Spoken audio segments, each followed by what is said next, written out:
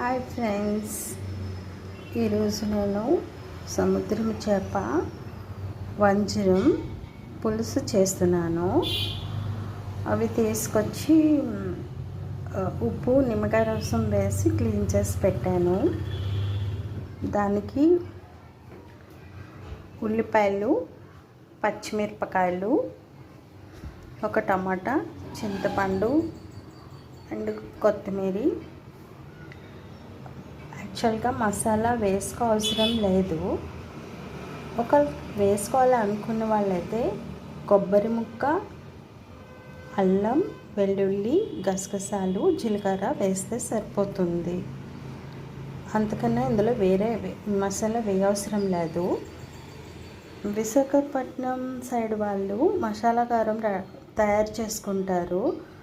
Only ఆ కారం వేస్తేనే చాలు, ఏ కూరైనా చాలా బాగా ఉంటుంది.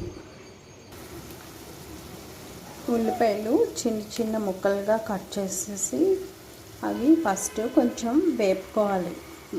డార్క్ బ్రౌన్ వచ్చే వరకు వేపకూడదు, లైట్గా వేగితే సరిపోతుంది. కొంచెం వేగిన తర్వాత టమాటా వేయాలి. ఉల్లిపాయలు వేగిన తర్వాత ఒక టమాటా వేసాను, తగినంత ఉప్పు వేసాను. కొంచెం ఉప్పు వేస్తే టమాటా త్వరగా మగ్గుతుంది అన్నమాట. దగ్గరకు అయిన తర్వాత మనం ప్రిపేర్ చేసుకున్న మసాలా వేయాలి.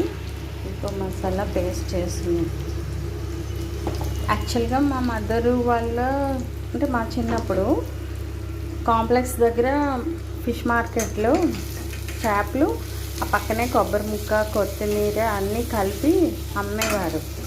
ఇంకా వీళ్ళు చేపలు కొనుక్కొని అవి కూడా కొని తెచ్చుకొని చక్కగా ఫిష్ కర్రీ చేసుకునేవారు. చాలా బాగుండేది. అందరికి మసాలాలు కూడా ఏమీ వేసేవారు కాదు. ఓన్లీ కొబ్బరి, గసగసాలు, జీలకర్ర, వెల్లుల్లి పేస్ట్ చేసేసి వేసేవారు.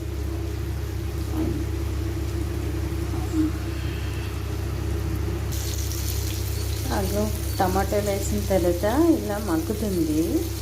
ఈలోపేమో కొన్ని చేపలకి